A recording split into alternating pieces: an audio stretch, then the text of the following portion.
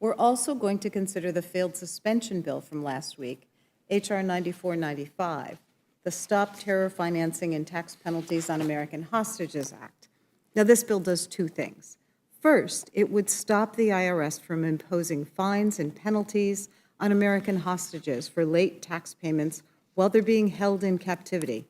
We should all support that. But that piece of this bill already passed the Senate, and that's what we should be voting on today, the Senate bill. In fact, a House member already introduced the bill to do it, H.R. 7791, the Stop Penalties on American Hostages Act. Why not bring that to the floor for a vote and send it to the president's desk right away?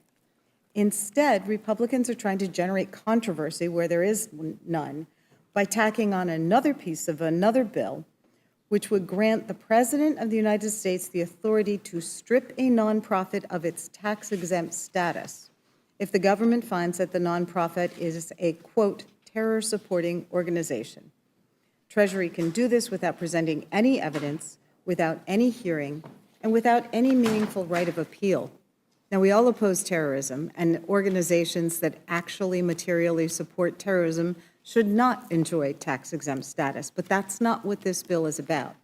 This bill gives the president, any president, a broad authority to target and silence civil society groups that a president doesn't agree with. And then those groups have no meaningful way to challenge that determination.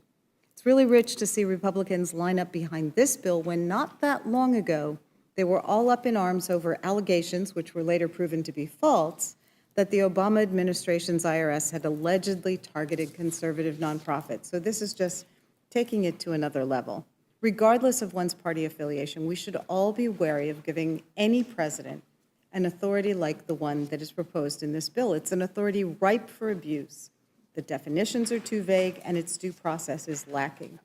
Mr. Chairman, I'd like to introduce into the record this letter from over 150 civil society organizations, including organizations like the American Friends Service Center, the American Library Association, the League of Conservation Voters, the Methodist Church. These 150 civil society organizations have sent this letter to the House of Representatives urging opposition to H.R. 9495. That objection so ordered. Okay. With that, I yield back.